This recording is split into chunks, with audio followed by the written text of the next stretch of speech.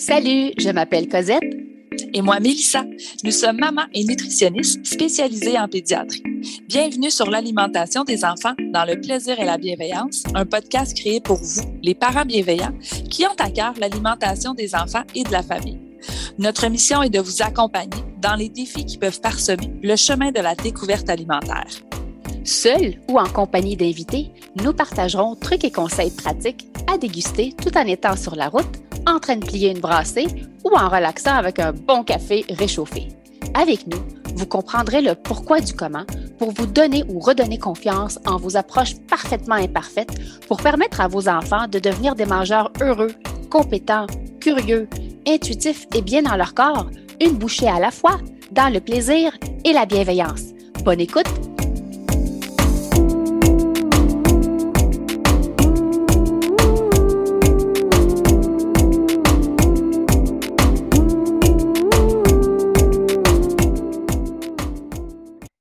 Salut le parent bienveillant et bienvenue au podcast L'alimentation des enfants dans le plaisir et la bienveillance. Vous avez l'option de nous entendre sur votre plateforme d'écoute préférée ou même de nous voir sur la chaîne YouTube Les nutritionnistes en pédiatrie. Salut Cosette! Allô Mélissa, comment vas-tu? Ça va bien toi? Super! Aujourd'hui, ce qu'on a planifié, c'est le premier épisode d'une série de 4 pour vous accompagner dans l'alimentation familiale durant la saison estivale. Mais juste avant, on aimerait ça, Mélissa et moi, prendre un petit peu de votre temps pour vous remercier. Donc, tous ceux qui ont pris le temps de nous laisser une note ou un commentaire sur un ou plusieurs des épisodes de balado qu'ils ont écoutés, merci tellement du fond du cœur. Ça nous touche énormément. Le temps que vous prenez pour manifester votre enthousiasme, votre accueil face à ce balado qui est notre bébé à Mélissa et moi. On est contente vraiment que ça réponde à un besoin. On est à la fin de la saison 1. Donc, ce geste simple et rapide compte beaucoup pour nous et ça permet aux autres parents de nous découvrir, de faire connaître le podcast et de les aider dans l'alimentation familiale. Alors, pour ceux qui le désirent, qui veulent nous encourager, allez mettre une note, un petit commentaire sur un épisode qui vous a plu ou peut-être aller découvrir ceux que vous n'avez peut-être pas eu le temps encore d'écouter. Et si le cœur vous en dit, vous pouvez me partager certains épisodes que vous pensez pourraient peut-être aider des amis, des connaissances.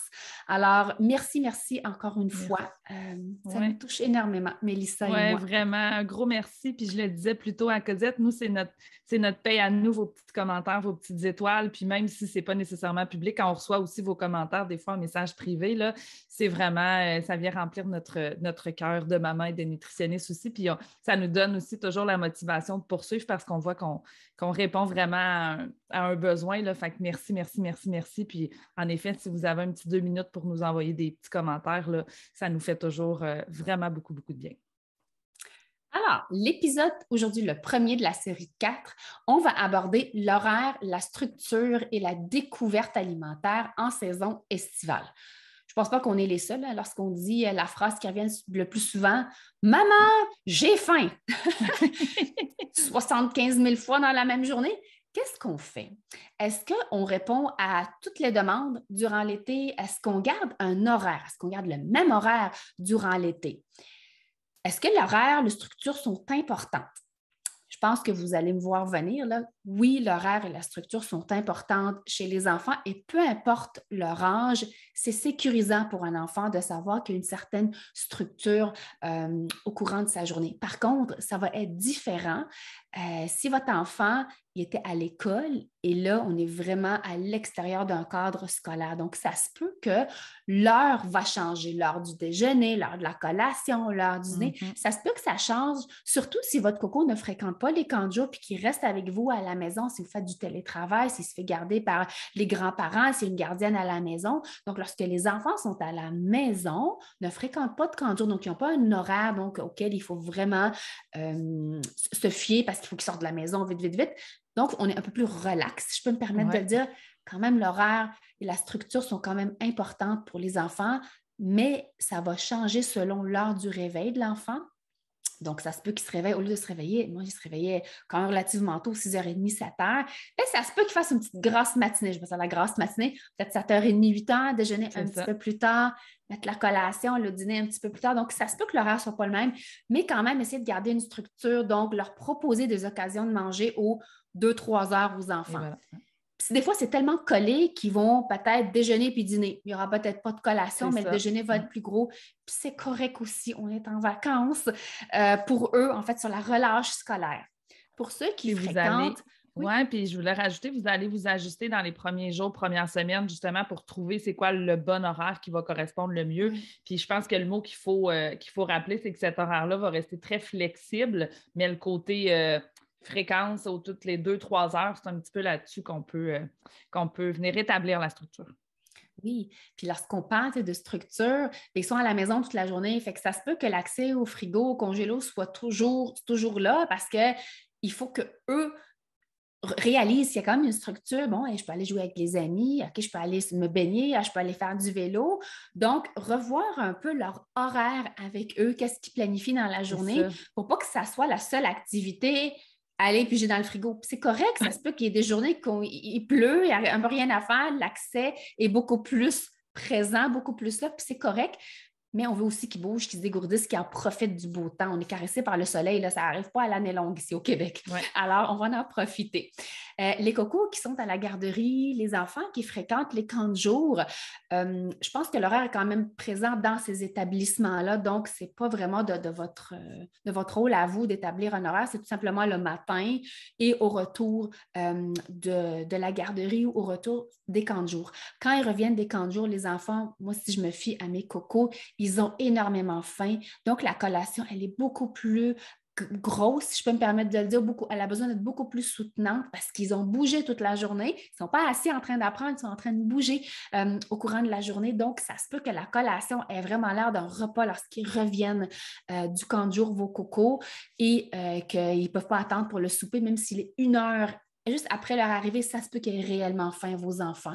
Et ce qui a traîné dans la boîte à lunch au camp de jour, peut-être ils n'ont pas le goût de la finir, puis ils ont le goût d'autres choses d'un peu plus frais. Fait qu'attendez-vous à ça. Moi, ce que je faisais, là, je disais, oh mon Dieu, ils ne sont pas parlables quand ils revenaient. Fait que je m'assurais d'avoir vraiment, c'était souvent la même chose. J'avais un gros plat, puis la moitié, c'était des crudités, l'autre moitié, c'était des fruits, puis il y avait une trempette, puis des craquelins, puis je le sortais. Elle était toujours préparée à l'avance, la veille. Fait que je la mettais sur la table, il arrivait, il mangeait ce qu'il avait envie, puis là, il était capable de patienter pour le souper. Donc, ça permet d'avoir la bonne humeur à l'heure des repas. Ils sont capables au moins de parler de leur journée lorsqu'ils ont le bedon qui ne crie pas famine. Ça, c'est quelque chose à ajuster. Tu parles du souper selon l'heure du souper, mais moi, je pense à nous pendant l'été, souvent, on va peut-être, on est moins stressé, il n'y a pas toute la routine de, il faut qu'ils se couchent, ils vont, tout ça va se décaler aussi. Fait que nous, on avait tendance à souper des fois peut-être un petit peu plus tard aussi, puis ça nous fait du bien, là, justement, comme famille, de ne pas avoir tout le temps cette routine-là du soir. Mais là, à ce moment-là, moi, je planifiais qu'il y avait 2, puis des fois 3, mais habituellement, il y a au moins 2 collations qui sont planifiées dans l'après-midi parce qu'une, c'était insuffisant, puis sinon, ben là, c'est ça, le 5 à 7 était horrible. Là. Même s'il n'y a pas d'horaire, puis il n'y avait pas de routine, de devoir ou rien à faire, bien, ils sont affamés, ils sont irritables, eux autres aussi. Donc, ayez pas peur, comme on disait, là, le fameux 2-3 heures, ça se peut fort bien qu'il va y avoir 2 collations qui vont rentrer dans votre horaire d'après-midi pour vous permettre justement de pouvoir quand même passer un beau moment avec le souper, puis de peut-être être moins stressé, puis vous permettre de préparer ou de servir le souper un petit peu plus tard. Oui. Puis pendant qu'on est en train de jaser quand même horaire, on va ouvrir une parenthèse. Quand vous êtes en vacances, parce que là, on a jasé, oui, les enfants sont en saison estivale, ils sont en vacances, mais nous, ça se peut également qu'on travaille, mais lorsqu'on est en vacances, nous, les parents, ça se peut qu'on prenne la route des fois. Tu sais, on va faire, je ne sais pas, moi, aller à Québec, aller n'importe où, bref. Des fois, le trajet en auto peut être long, puis on peut oublier de planifier un moment pour manger. Donc, vraiment, s'il y a quelque chose à retenir lorsqu'on est avec des jeunes enfants, même des enfants, tu sais, moi, le mien, il y a 9 ans, le plus jeune, puis j'ai besoin de planifier qu'au bout de 2 heures, il faut arrêter parce qu'ils vont avoir faim. Encore une fois, vous connaissez mieux vos enfants, mais idéalement, manger lorsqu'on est en train de conduire, c'est pas génial, surtout pour les enfants. parce qu'ils ne sont pas dans une position qui est sécuritaire. Regardez les enfants, là, moi, lui, il y a 9 ans, il est encore dans un rehausseur, si je peux me permettre de le dire. Il est quand même incliné vers l'arrière, le dos. Les plus jeunes sont dans un siège de bébé ou siège d'enfant, que la position, elle n'est pas faite pour manger, elle est tout simplement faite pour être une position sécuritaire. Donc, on n'a pas le dos n'est pas à 90 degrés nécessairement. Donc, ce n'est pas une position nécessairement sécuritaire pour manger des choses. Mais si vous me dites, écoute, je suis sur l'autoroute, il hurle, c'est vraiment, il n'est plus capable, il ne se peut plus, on n'arrive pas à sortir, on a encore pour 20 minutes. Tu sais, les aliments, moi, que j'avais sous la main, qui était entre guillemets sécuritaire pour mes cocos, c'était tout ce qui est en pochette. Tu sais, ça peut être soit des compotes que vous achetez ou soit des smoothies qui étaient congelés, que vous gardez, tu sais, dans une petite glacière, dans l'auto, moi, je mettais les boîtes à lunch des enfants étaient remplies de petites collations. Donc, ça a le temps de dégeler sur la route. Moi, c'est quelque chose qui se boit ou des choses qui font dans la bouche, donc l'espèce de petits puffs, même s'il est rendu à 9 ans, là, moi, c'est des choses qu'ils aiment encore, mes enfants. Les espèces de petits bâtonnets de légumes en chips, là, ces espèces de pailles de légumes. Ça croque, ça fond dans la bouche. C'est des choses que ne sont pas à très haut risque d'étouffement chez les enfants. Ce n'est pas l'idéal, mais quand vous voyez que votre enfant, il ne se peut plus, il crie, il hurle, il pleure, puis on n'est pas capable d'arrêter, ça peut être un dépannage. Mais sinon, il y a des petites haltes des fois qu'on peut sortir. On en profite pour essayer d'aller, lorsqu'on va aller mettre de l'essence dans l'auto. Mais moi, j'en profitais, je sortais les enfants, j'ouvrais la valise, là, puis ils s'assoyaient dans la valise, ils se dégourdissaient, ils prenaient leur petite collation à ce moment-là, puis ils se dégourdissaient. S'il y avait envie de pipi, là, c'est le stop pipi. Aux 2 heures, on planifiait. Là. C'est beaucoup plus long avec des enfants, mais je vous dis, si vous voulez qu'ils soient de bonne humeur dans l'auto, et une fois arrivés à destination, je pense que la clé, c'est la planification, surtout des collations. Ils sont, tu sais, lorsque le bedon crie famine, là, ils ne sont pas tous là, les enfants. Non, puis quand ils sont petits aussi, là, tu l'as bien dit, mais nous, on l'a vécu, puis c'était pas le fun en voiture. C'est quand nous, c'était l'envie de pipi. Tu sais, la faim, en effet, ça se gérait parce que, OK, j'ai des collations, on donne une collation, mais si je ne l'ai pas planifié, la collation, il faut qu'on arrête à quelque part. Et l'enfant, là, nous, en fait, les envies de pipi, là, c'était des crises dans la voiture parce que quand il avait envie, là, en bas de 5-6 ans, puis encore là, un petit peu plus vieux, ils ne sont pas capables de nous dire « Ah, je commence à avoir envie. » Quand ils ont envie, c'est là maintenant. Bien là, maintenant, je ne peux pas nécessairement m'arrêter. Tu sais, moi, c'est 2 petites filles en plus, là, fait qu'on ne peut pas t'arrêter sur le bord de la route. Je pense qu'on a traîné le petit pot dans l'auto jusqu'à l'année dernière à peu près parce qu'on s'est tellement fait avoir souvent. Puis là, maintenant, regarde, on le planifie, on va arrêter ici. Avant là, que tout le monde, là, ça fait 1h30, 2 heures qu'on est parti, bien, on va prendre une petite pause au lieu. Mais maintenant, plus grandes sont capables de nous dire, ben là, je commence à avoir envie, fait qu'on a plus le temps de se préparer, mais ils ont 10 ans. Fait qu'on a vécu beaucoup de... C'est la même chose avec les collations, tu sais, de le prévoir. Fait, OK, on fait notre arrêt de pipi, on va en profiter, on se dégourdit un petit peu les jambes, 5-10 minutes dans votre trajet, là, ça permet de garder la connexion familiale puis peut-être d'éviter certaines chicanes familiales dans la voiture.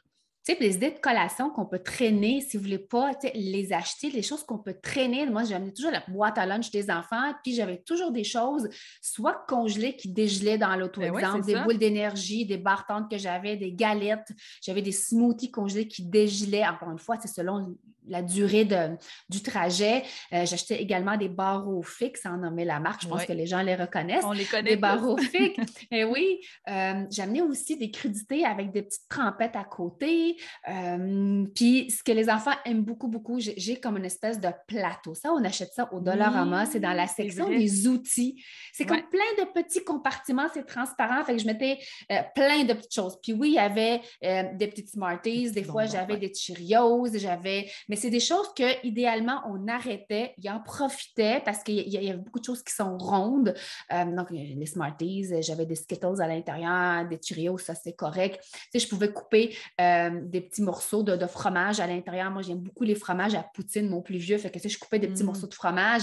Mais on s'entend, les choses qui doivent rester froides sont celles que je priorise à manger en premier. Puis les autres aliments plus secs, si je peux me permettre de le dire, ça peut se manger en dernier. Mais tu sais, c'est vraiment de la planification, je crois.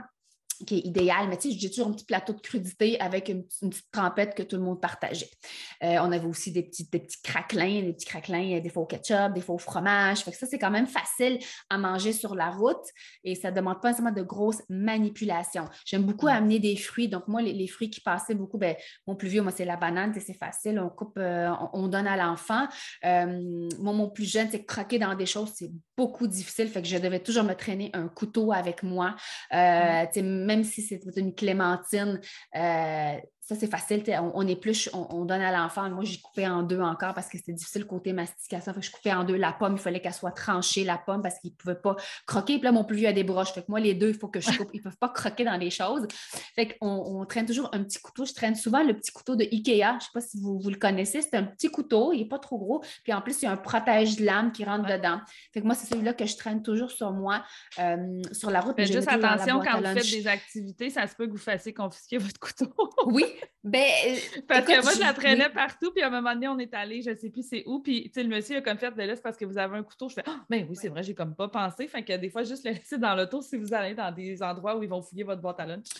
Clairement. Ou avant, les petits couteaux de plastique. Tu sais, les couteaux de plastique sont quand même coupants. Mais tu sais, je priorise, c'est moins le plastique, plus quelque chose que je peux traîner. Fait que oui, puis sinon, oui, ça serait peut-être une bonne d'avoir un petit couteau de plastique qui coupe quand même. Parce que nous, ça nous est déjà arrivé, c'est pour ça que je l'ai dit. J'avais fait, oui, c'est vrai, voyons donc un couteau. Mais c'est ça, c'était parce qu'on traîne la boîte à lunch partout pour être sûr qu'on n'aura pas de crise d'irritabilité parce qu'il y a quelqu'un qui a trop faim puis finalement n'est pas capable d'apprécier la vue. Nous, on planifie des activités, puis quand l'enfant a faim parce qu'on a mal planifié nos collations, vos vacances vont aussi être un petit peu l'enfer parce que vous allez être tout content de lui montrer, puis lui, il est zéro ouvert à regarder ce que vous voulez montrer, il a faim. Là. Fait que c'est pour ça que c'est hyper important pour avoir des vacances aussi où l'enfant va pouvoir en profiter, mais vous aussi. Oui. Puis ça, c'est sans diaboliser tout ce que vous allez pouvoir acheter dans des petits restos minutes. Là. Non, au service à l'auto. Là. Allez-y selon vos envies, selon ce que vous avez le goût de découvrir, une nouvelle place qui a sorti des nouveaux smoothies, des nouveaux muffins. Allez-y, c'est dans la découverte selon le budget également. Donc, vraiment, on ne diabolise pas, on y va selon le budget, selon votre planification des vacances, mais c'est vraiment, je pense, de préparer les enfants. Là, on a l'école, vraiment, parce qu'ils vont voir, mettons, passer la bannière d'une certaine... certains restos, oui, mais j'ai le goût de ça. Bien là, on te rappelle, on a peut-être en revenant, on va arrêter, mais juste planifier, pour ne pas décevoir les enfants. Fait qu'on met vraiment les attentes de l'avant. Qui dit été aussi, dit moment propice pour la découverte des aliments. C'est quoi une des plaintes les plus fréquentes chez les parents?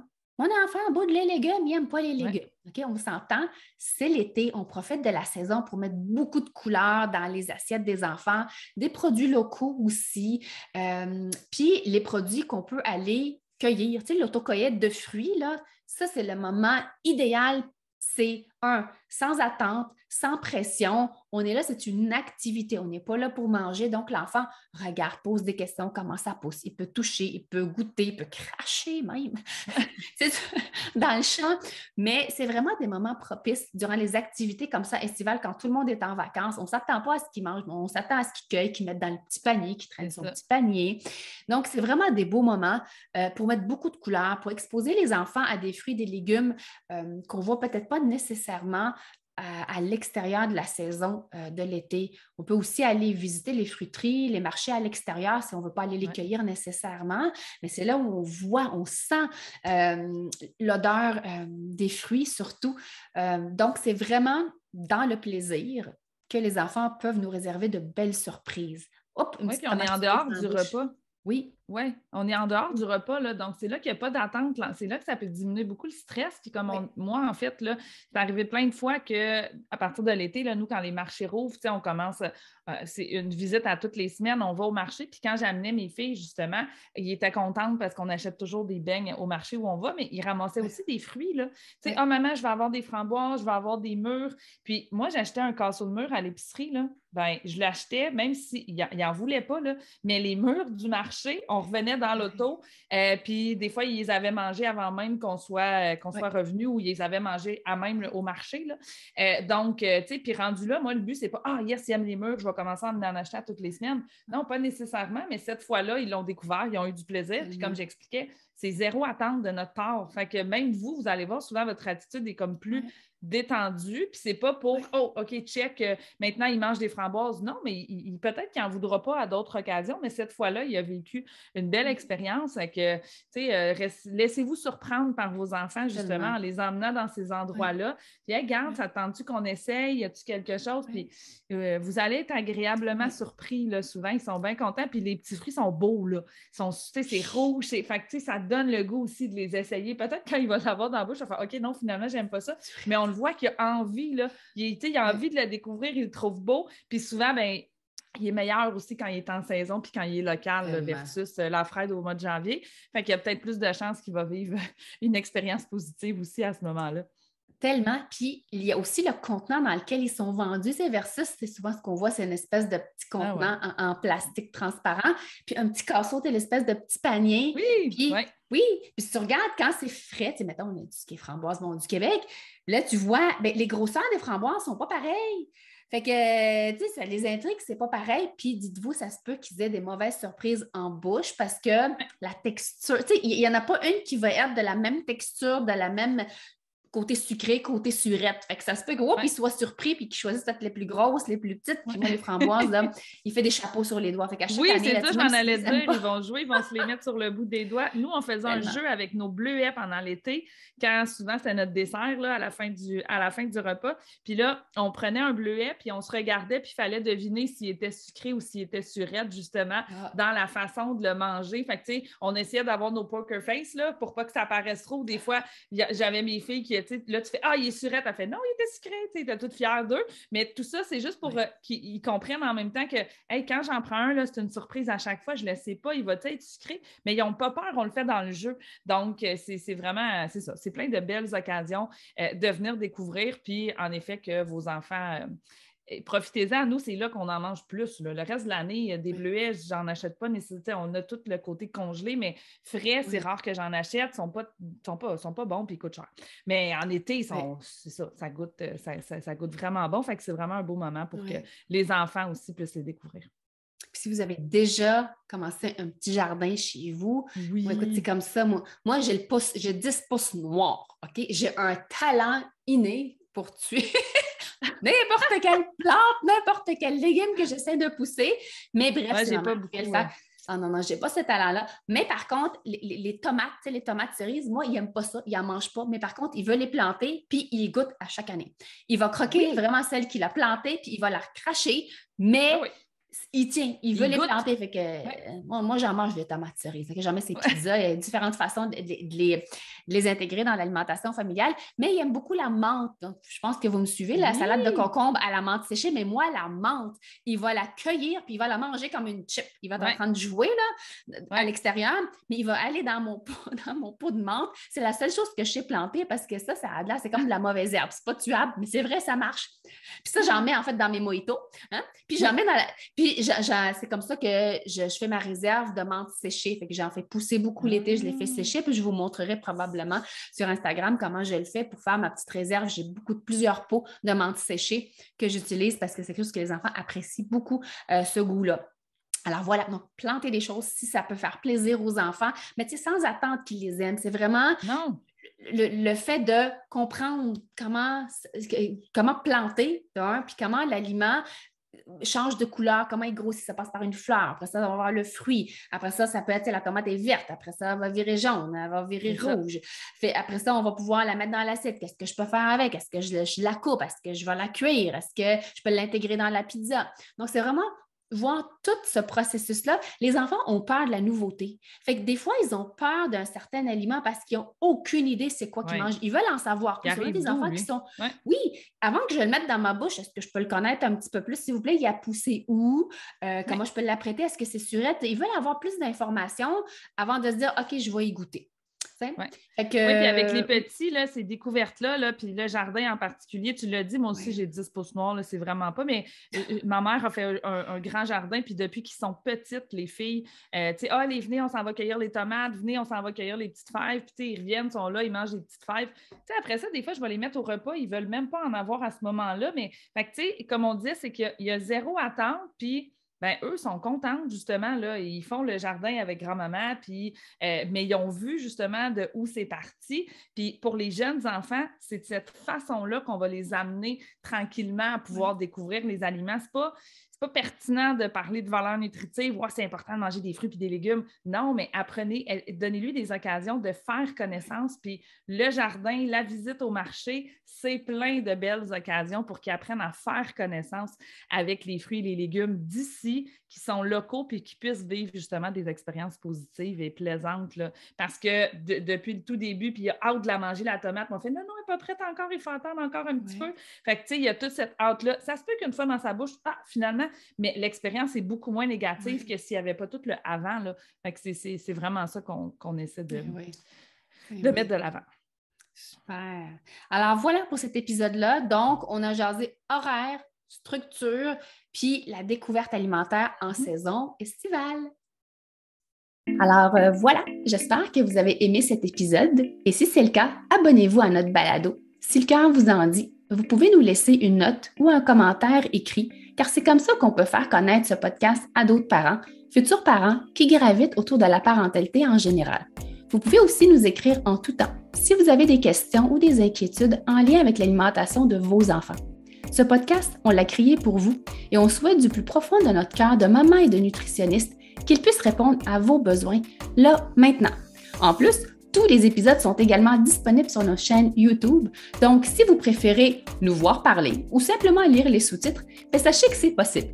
Merci tellement d'être là. On a déjà hâte au prochain épisode pour continuer de connecter avec vous et de jaser alimentation des enfants dans le plaisir et la bienveillance. Bye Mélissa!